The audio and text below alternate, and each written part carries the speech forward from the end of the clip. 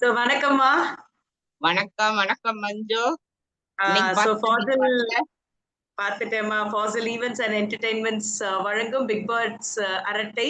நம்ம வந்து big pass Tamil 9th சீசன வந்து ரிவ்யூ பண்ணிட்டு இருக்கோம். இன்னைக்கு டே ஆமா. 9. அப்படியே ஒரு சென்டிமென்ட்டா வந்து சீசன் 9 இது டே 9 அந்த டே மாதிரி போயிட்டு இருக்கு. டே 9 எப்படிம்மா இருந்தது? நம்மளோட ஃபேவரைட் டாஸ்க் வேற இறக்கி விட்டுட்டாங்க. அப்படியே களத்துல பொம்மை பொம்மை வழக்கம் போல டாஸ்க். வந்து இப்பதான் கொஞ்சம் வந்து வண்டி வந்து கொஞ்சம் அப்படியே ஓட ஆரம்பிச்சிருக்குது. இன்னைக்கு தான் அந்த நார்மல் சண்டையெல்லாம் தாண்டி ஒரு டாஸ்க்குள்ள வந்து வந்தாங்க. அது உண்மையில ஆமா, நல்லா இருந்தது. இது இந்த பிக் பாஸ் உடைய ஃபேவரைட் டாஸ்க்ல இந்த பொம்மை பொம்மை டாஸ்க்.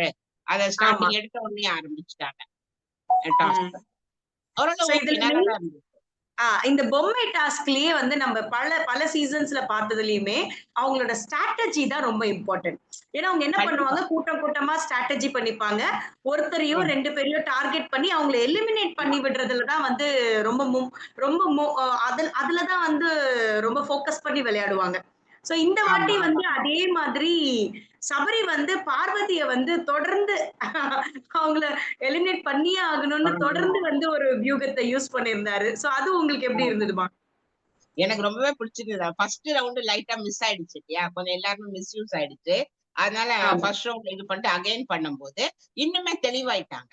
எப்படி ஆமா, பண்ணலாம்? எப்படி வியூகம் போட்டு, எப்படி வந்து இவங்கள வந்து எலிமினேட் பண்ணணும் அப்படின்றத கரெக்ட்டா பிளான் பண்ணி செஞ்சாங்க. ஃபர்ஸ்ட் இந்த சொதப்பல 2, 3ல பண்ணல. நல்லா ஆமா, இருந்துச்சு. அதுவுமே ஆமா. நல்லா தான் இருந்தது. ஆனா கெவில் பார்வதி போனதும் ஓகே. பார்வதி வந்து ஒரு கான்ஸ்டன்ட்டா ஒரு 1 ரவுண்டு, 2ண்ட் ரவுண்டு, 3ர்ட் ரவுண்ட்லயுமே அவங்க என்ன சொல்லியிருந்தாங்கன்னா, சபரி வேணும்ட்டே ஒரு பெர்சனல் வெஞ்சன்ஸ்க்காக தான் என்னோட அ அ ஃபோட்டோ எடுக்குறாங்க அப்படின்னு சொல்லி கம்ப்ளைண்ட் பண்றாங்க. நீங்க அத ஆக்சுவலா எப்படி பார்வதி பார்க்குறீங்க? வந்து சீரியஸ்லி அப்படிதான். ஏன்னா வந்துட்டு, இப்போ நம்மளே இப்ப பேசுறோம் இல்லையா? ஒரு நெகட்டிவ் ஷேடே வந்து ஒருத்தருக்கு வந்து நம்மள அறியாம விளம்பரம் குடுத்துருது அப்படின்னும்போது, அவனுமே அத புரிஞ்சிருப்பான் இல்லையா? நம்ம சாட்டர்டே, சண்டே இது பார்க்கும்போதெல்லாம் அவங்களுக்கு வந்து வருது அப்படின்னும்போது, யார தூக்கணும் எல்லாம் மைண்ட் கேம் தான மஞ்சு. எல்லாருக்குமே நிச்சயமா. தோணும்ல. ஃபர்ஸ்ட் இவள தூக்கணும் அப்படின்றது தோணும்ல. அட்லீஸ்ட் அவள தூக்கணும். அப்படி இல்லன்னா அவகிட்ட இருக்கிற நெகட்டிவ் ஷேட்ஸ் நெறைய வெளிய வரணும்னு எதிர்பார்ப்பாங்கல்ல. நீ இன்னும் உண்மையா, கத்து, நீ உண்மையா. சீக்கிரம் கிளம்பிருவ அப்படின்னு தோணும்ல. ஆமா. அவ்வளவுதான். இப்போ வந்து அதுதான். சபரி வந்து ஒரு ஸ்டாண்ட் எடுக்க ஆரம்பிச்சுட்டாரு. அதாவது எஃப்ஜே வந்து கோச்சிட்டு போகும்போது, அவரு வந்து தனியா ரூம்ல வந்து அட்வைஸ் பண்ணும்போது, "நீ இருக்கணும்டா. அதனால தான் நான் உங்களுக்கு அட்வைஸ் பண்றோம். நீ வந்து கொஞ்சம் கண்ட்ரோல் பண்ணு." அப்படின்னு எஃப்ஜேவ பார்த்து சொல்றாரு. அதே சமயம் இந்த பக்கம் பார்த்தா பார்வு வந்து ட்ரிகர் பண்ணி விடுறாரு, அவங்களோட ஒரிஜினாலிட்டி வெளியில வர்றதுக்கு. சோ, இப்ப வந்து ஆமா. சபரி வந்து போன வாரம்லாம் சைலன்ட்டா இருந்தவரு, இந்த வாட்டி வந்து இந்த வாரம் வந்து ஸ்டார்ட் பண்ணிட்டாரு. அவரோட கேம வந்து அவர் ஸ்டார்ட் பண்ணிட்டாரு. இல்லையா? எனக்கு அதே மாரி எஃப்ஜே வந்து கோச்சுக்கிட்டதுமே வேலிடா இருந்தது. ஆமா, கரெக்ட்டான ஒரு கோவம் அது. மத்தவங்க எல்லாம் ஆமா. பேசும்போது யாரும் இன்டரப்ட் பண்ணா வந்து கேட்கிறீங்க. இப்ப பாரு இன்டரப்ட் பண்ணும்போது, ஏன் அது எப்படி பண்றாங்க? நீ கேட்கணும் அப்படின்னு சொல்லிட்டு. அது எனக்கு இன்னொன்னு நியாயமா வாய்ஸ் முக்கியமா அவுட் பண்ணது தான். முக்கியமா பேச வேண்டியது ஒண்ணு மஞ்சு. தலையோட வந்து பொசிஷன் என்ன இதுல? வீட்டு தலைன்னு ஒருத்தர் இருக்காரே பாவம், அப்பாவியா அ அவர அவரு கொண்டு வந்து அவரு தருதலையா சுத்திட்டு அ எதுக்கு வந்தோம்? ஐயோன்னு ஏன் இருந்தது தலைய வந்தோன்னே பார்த்தா. தெரியாம. அ அதாவது தலைக்கு குடுக்க வேண்டிய பவர் எல்லாம் சூப்பர் டீலக்ஸ் ரூமுக்கு குடுத்துட்டாங்க. அத ஆமா, முதல்ல ஆமா. மாத்தணும். டிசிஷன் அத்தாரிட்டியே தல இல்ல பாவம். இவங்களோட அத்தாரிட்டி எல்லாமே போயிடுச்சு. அவர் எதுக்கு ஆமா. வேஸ்ட்டா செலக்ட் பண்றீங்கன்ற பெட்டர் செலக்ட் பண்ணாதீங்க. தலைவரே தலைன்னு ஒரு தேவையில்ல விஷயமே ஆக்சுவலி. வேண்டாம். வேண்டாம். தலைவரே தேவையில்ல. இந்த சூப்பர் டீலக்ஸும் இதையுமே மாறி, மாறி குடுக்கலாம். பாவம் அவங்க வந்து நானும் இருக்கேன், நானும் இருக்கேன் அப்படின்னு சொல்லிட்டு ஒரு ரூம்ல போய் படுக்கிறது தான் மிச்சமே தவிர, எந்த பொசிஷனுமே இல்லையேம்மா! எப்படி அவன் வந்து எல்லாரையும் வந்து கண்ட்ரோல் பண்ண முடியும்? ஆஃப் ஆனா கோர்ஸ். கரெக்ட். லாஸ்ட்டா பாருவும் துஷாரும் பேசினது ரொம்ப நல்லா இருந்துச்சு. நெறைய கான்வர்சேஷன் நீ பாரு ஹீட்டட் ஆர்குமென்ட்டா இருந்தாங்க. நல்லாவே போடுறாங்க. ட்ரெயின்டா இருக்கு. நீ என்ன படிச்சிருக்க? ஆ. நீ என்ன படிச்சிருக்கன்றதுக்கு துஷார் குடுத்த நாக் அவுட் எல்லாமே நல்லா இருந்தது. இப்ப லாஸ்ட்டா முடியிற ஆமா. சமயத்துல இந்த 1 ஹவர் ஷோல. துஷார் வந்து நல்லாவே அ அந்த இது கிளாத் எடுத்து கட்டிக்கும்போது அவர் என்ன சொல்லியிருந்தாருன்னா, அ பேச்சினால தான் வந்து திறமை வெளியில வரணும்னு இல்ல. நான் அதிகம் பேச விரும்பல. செயல்ல காட்டணுன்ற மாதிரி சொல்லியிருந்தாரு.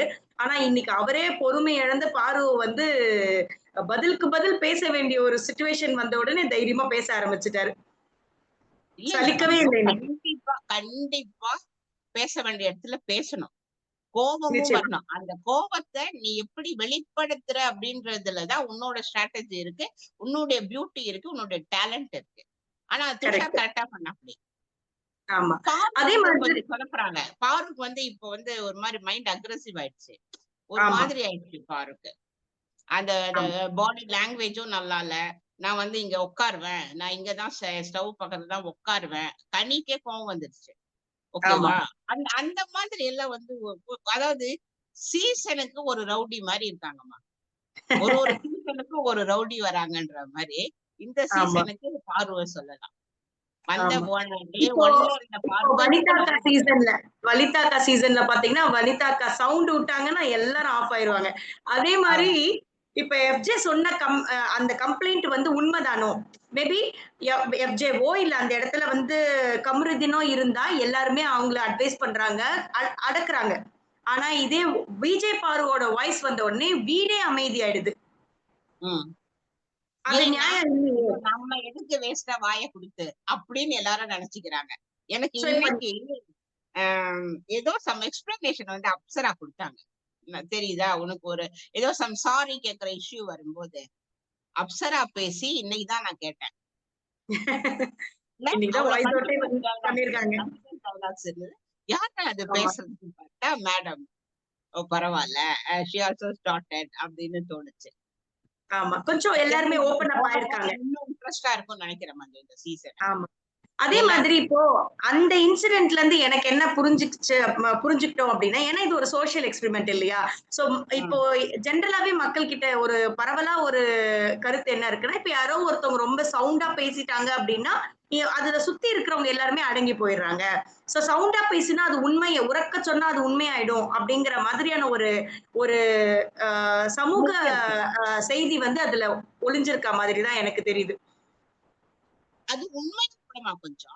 சிறிதளவாவது உண்மைதான் அது. கொஞ்சமாவது உண்மை இருக்குதான் அது. இப்போ உன்னோட விஷயத்த நீ வந்து இப்போ ஆ இத செய் அப்படின்றதுக்கும், இத செய் அப்படின்றதுக்கும் வித்தியாசம் இருக்கு. அதுதான் நம்ம அந்த குரல் உயர்த்ததுலயுமே கூட அது அது நிஜமா பொய்யான்றது ஆராயறது அப்புறம்.